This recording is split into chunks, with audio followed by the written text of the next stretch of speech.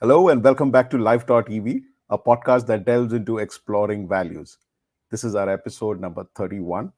I'm your host, Ajit Panicker, and lead an air conditioning company, Nova, and Pure Blue, a tech startup in the air conditioning domain. Join us every Saturday at 11 a.m. for conversations that go beyond business growth, focusing on the values that fuel it. Let's embark on a journey to uncover our true purpose and how we can grow by enriching our lives. Welcome to Life.EV, where we explore values in life and business. I have with me Vivek Asrani, like both of us have been here now for 31 weeks together. Hi Vivek, how are you doing? I'm doing well, Ajit. Wow, 31 weeks. Didn't realize, man, how time flies. Absolutely. And to some of you who are joining us for the first time, Vivek Asrani is the driving force behind Camo Fastener Company, a trailblazing company in the industrial fastener sector. What sets Vivek apart is his deep engagement with the exploration of values. For close to 4 years, he has dedicatedly penned his reflections on this topic every week. These insightful thoughts are accessible on his website, vivekasrani.com. Additionally, Vivek has authored the book One Day at a Time Reflections from Times of Silence, which further delves into his journey and insights. This thought provoking read is available on Amazon and his website, offering readers a chance to engage with his profound understanding of values and their role in both personal and professional lives. In today's episode of Life.EV, we pick up a topic being like water. Vivek, let's hear a reflection on this being like water. Yeah. Ajit, this was one of the fun reflections when I wrote it, and I really enjoyed writing this because uh, I still clearly remember that day when I was sitting and writing this reflection. It just kind of came to me, and I'm going to read the last line of the reflection to start off this podcast. That our strength will come not from our rigidity, but our fluidity.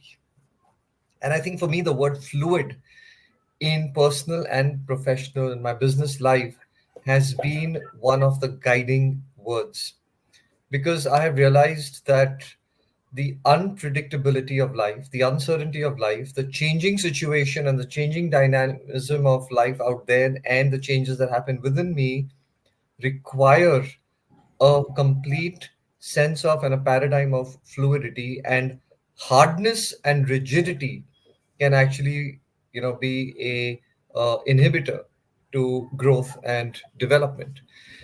So being like water was really a reflection we started off with. And to read the first again line of my reflection, I said, I was marveling at the quality of water. It has the ability to take the shape of any container without losing its essence. Very often we say that water takes the shape of any container, which is, the obvious quality of water that we all admire. But the second aspect of it, which I brought out in the reflection, was yes, it takes the shape of any container without losing its own essence. And I think that really is powerful. So, when it takes the shape of a container, why is it marvelous? Because it teaches us adaptability. And that's what happens to us in life. We're put in different situations. Sometimes we're put in different buckets of life, which we have to, problems or challenges or opportunities that we have to respond to. And it requires a very different approach. Uh, why is it that very often we don't succeed or don't do as well in a particular type of situation, whereas we did very well in different kinds of situations in life? Because different situations require us to bring out different qualities from within. So, first of all, like water, we need to be adaptable. Second is we need to recognize that yes, we may want to choose the framework and the container we want to be part of, but very often the shape of the container is very different and it changes very fast. If we don't change fast enough, we will be left behind and could face tremendous consequences. For example, let's take technology. We saw technology coming. Many of us were looking at the internet, we were understanding what it means, we were playing with it, we were using it and consuming it for personal use. We started using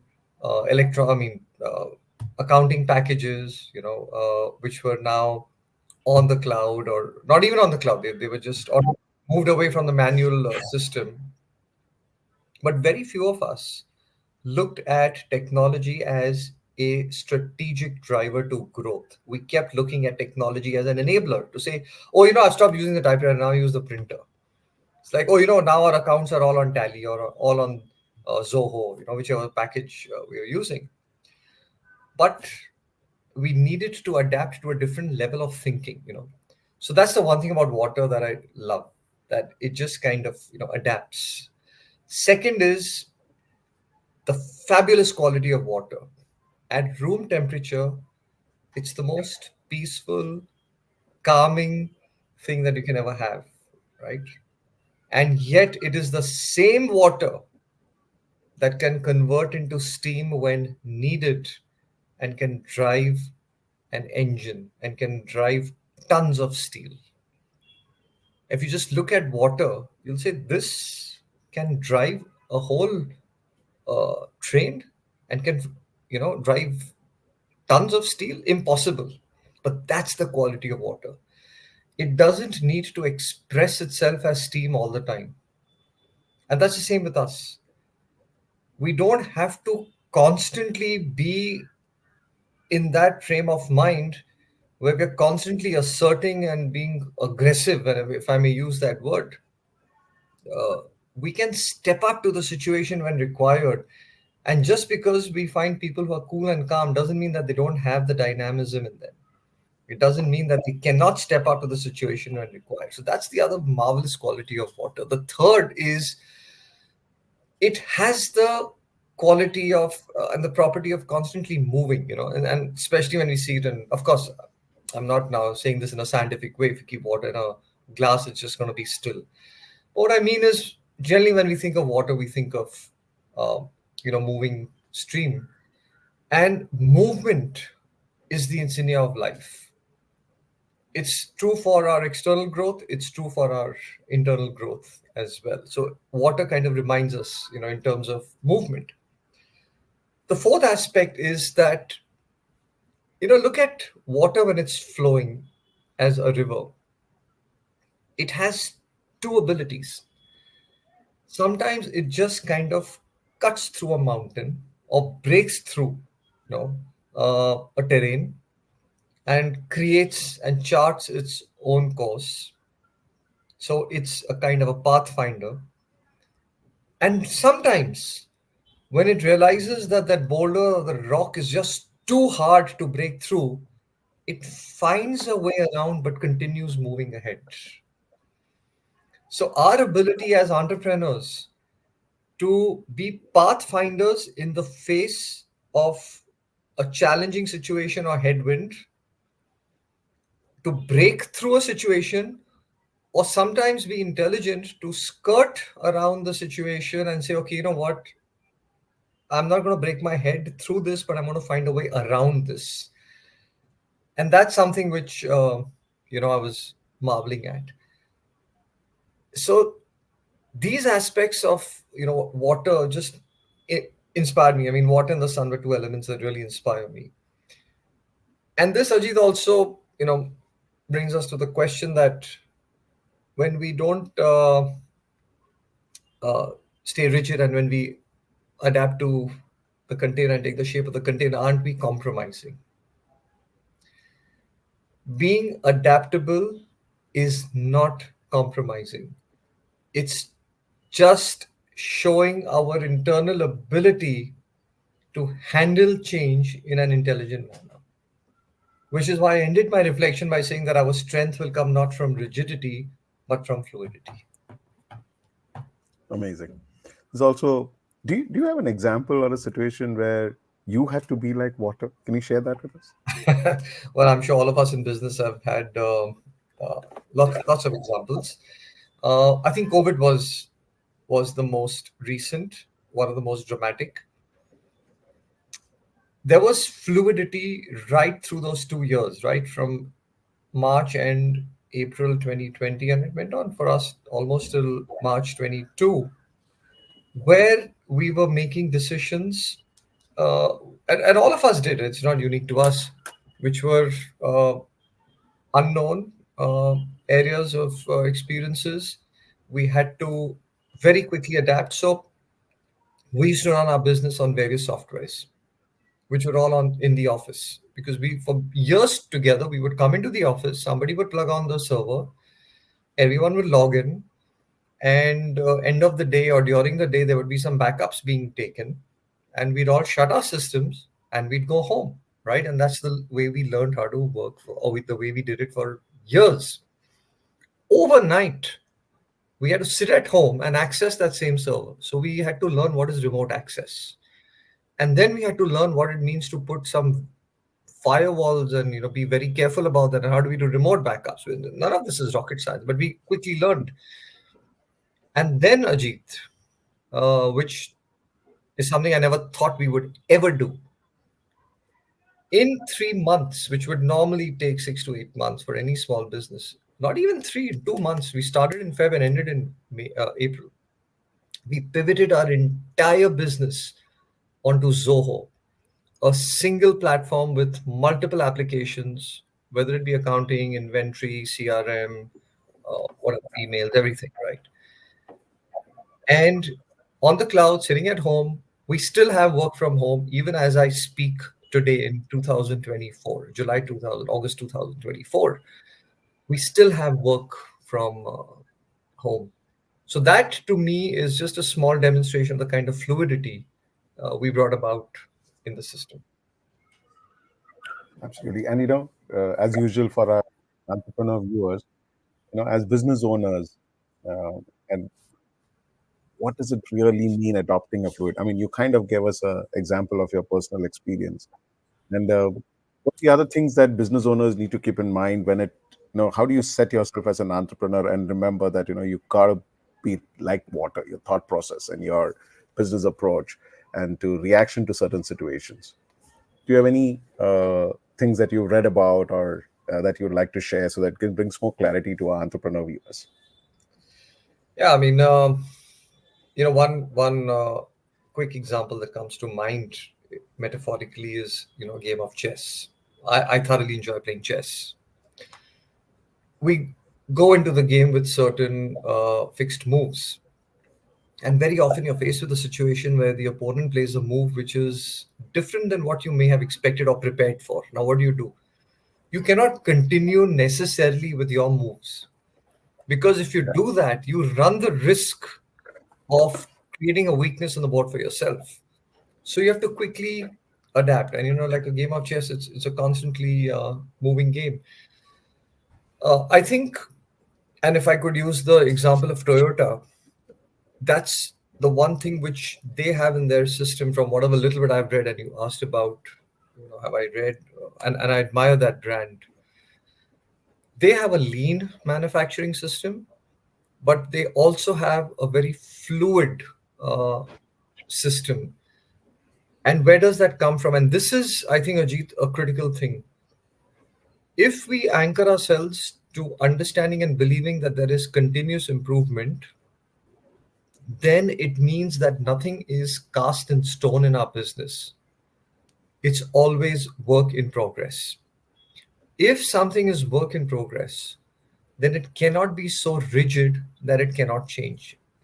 And if it cannot be rigid, it has to be fluid. So the way we design our systems, whether it be with our equipment and machinery, whether it be with business processes, or whether it be with some of our people policies, we have to think fluidity. We have to think that, listen, I have to keep this fluid, which means if I need this to change, I should not come into an internal problem, right? Uh, Changing people's role responsibilities, cross training people, allowing people to work from home. I mean, these are examples of fluidity. When distribution channels change, our willingness and ability to, for example, quickly move on to the e-commerce platforms and say, even though we're selling industrial products, can we not open that as a channel? uh, when we have challenges with customers and dealers, and we find that, look, some of our credit policies are now coming in our way, either in terms of risk or growth, to quickly be able to adapt and change. Software is an example I already spoke to you about. As we speak, we are now in the midst of, I think, one of the most fluid situations in our own business. And I'm not going to speak about the exact thing because it's still a little confidential and work in progress. But we are pivoting the entire business on one of the largest, and I think it's one of the largest decisions I would have ever made in the last 40 years of my business career. And I think part of it is coming from just an understanding and a sense of fluidity, right? How does it play out? Maybe you and I need to get back on this podcast a year, 2 years from now and actually talk about, I said this today and what's the consequence. So I think as a business owner, entrepreneur, we have to leave space open for the fact that everything is in a bit of a flux and should be fluid. And the last thing I'd say, Ajit, is our own personal fluidity. The moment I enter my business as an owner and not as one of the leaders, and that's a big difference. The ownership might be mine on paper, but I have to behave as a leader and not as an owner, because as an owner, I'm like, my business, do what I'm telling you. That's rigidity. Leadership is, let's do what the situation demands of us. That's fluidity. Amazing. So this reminds me also to share some examples while I was actually putting this podcast together. So there are a lot of content around this. One is during COVID, like how Vivek spoke, restaurant owners, fabulous stories where fine dining restaurant owners suddenly became takeaways for survival. They quickly changed their model. You want to take up large examples? You can talk about Netflix, a DVD rental company which saw the onboarding, which saw the live streaming coming, and today is one of the largest live streaming. Or one of the most simple things as entrepreneurs, we are always fighting change, fighting competition. Vivek, in your reflection, you talk about Bruce Lee, and I think that kind of actually gives a perspective to who he was. In his martial arts practice, Lee applied this philosophy by being adaptable in his fighting style. He was never adhering to strictly to any form or technique.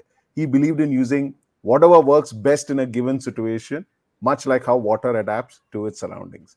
And I thought that you speak about it in that reflection, and that kind of sums up for an entrepreneur mindset as to what it means to be like water. What do you say about that? Yeah. No, I think he was an inspiring figure for all of us who grew up in that generation.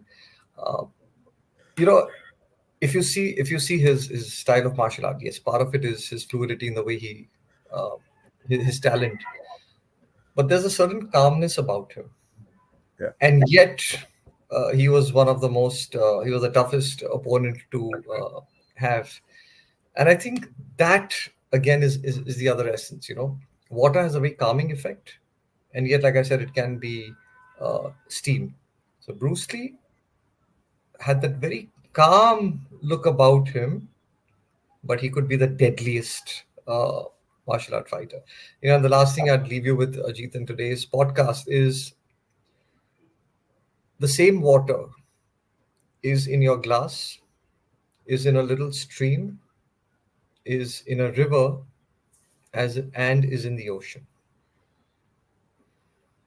The ability to live with humility, whether you're a small, tiny entrepreneur, business owner who's just about started, or you become an ocean of a business, to never lose the basic essence of who we are. That again, water teaches us the humility, and humility can only come with fluidity. amazing. Well, that's a good note to end our podcast today. That's the time that we have today. We would encourage each of you to not to keep these ideas to yourself. Share this episode with your friends, colleagues, and family. Spark a conversation and see where it leads. And we'd love to hear from you too. Join the dialogue on our social media platforms. Share your questions, your learnings, and the insights you gain from this episode. It's through these shared experiences and perspectives that we all grow together and learn. So don't hesitate to reach out and contribute to this ongoing conversation. Your voice matters in shaping a more ethically driven business world. That's it for today, and join us again next week for another enriching episode of Life.EV, where we continue our exploration into the fascinating world of exploring values in our life. Vivek, thank you very much for your invaluable contributions every week. We're looking forward to diving deeper into these critical discussions in our next session. So, see you next week, where we will unravel more insights and perspectives that shape our ethical compass. Thank you for listening, and remember to reach out to your friends and get a conversation going on life exploring values. Thank you very much, Vivek. See you next week. See you, Ajit. Take care. Bye. Bye bye.